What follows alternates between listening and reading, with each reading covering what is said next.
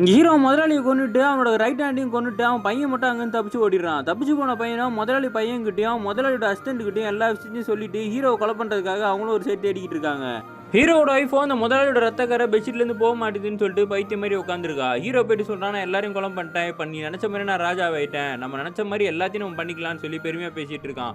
இனி போய் மட்டன் கறி வாங்கிட்டு வா, நம்ம சந்தோஷமாக சாப்பிட்லான்னு உடனே ஒய்ஃபும் கிளம்பி போகிறா. அந்த டைம் முதலாளியோட பொண்டாட்டியோ அவங்க வந்துட்டு இவளை தேடிட்டு வரும்போது ஹீரோ சொல்கிறான், எத்தனை நாள் இந்த வீட்டுக்குள்ளே உன் புருஷன் என் பொண்டாட்டி தப்பு பண்ணியிருக்கான், இன்னைக்கு அதே மாதிரி நான் உன்னை பண்ண போகிறேன்னு சொல்லி பண்ணிக்கிட்டு இருக்கும்போது கரெக்டாக ஹீரோட பொண்டாட்டி அந்த இடத்துக்கு வந்து எல்லாத்தையும் பார்த்துடுறா.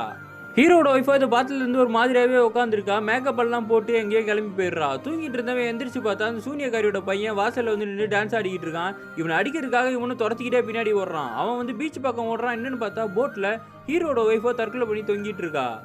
இன்னொரு பக்கம் அந்த முதலாளியோட பையன் அந்த ரைட் ஹேண்டோட பையன் எல்லாரும் சேர்ந்து என்ன பண்ணுறாங்கன்னா, ஒரு பொண்ணை செட் பண்ணிவிட்டு அந்த பொண்ணுக்கிட்ட அந்த இன்ஸ்பெக்டரை வர வைக்கிற மாதிரி வீடியோலாம் எடுத்து அவனை மிரட்டுறாங்க. நீ ஹீரோவை தனியாக வர வைக்கணும், அப்போ தான் கொலை பண்ண முடியும்னு அவனும் ஒத்துக்கிறான்.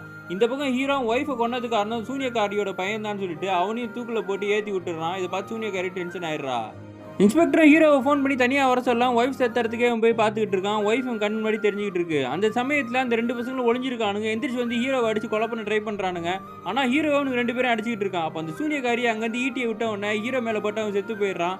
கடைசியாக எல்லாரும் போயிடுறாங்க. சூனியக்காரி வந்து சொல்கிறா, என் பையனை மட்டும் நீ கொல்லாமல் இருந்திருந்தானா நீ இந்த ஊருக்கே ராஜாவாக இருப்பேன்னு சொல்லி. இதோட இந்த சீரீஸும் முடியுது.